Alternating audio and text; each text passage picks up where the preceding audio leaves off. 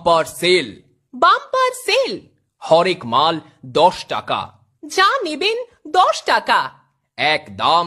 মাত্র 10 টাকা। প্লাস্টিকের হাতা 10 টাকা।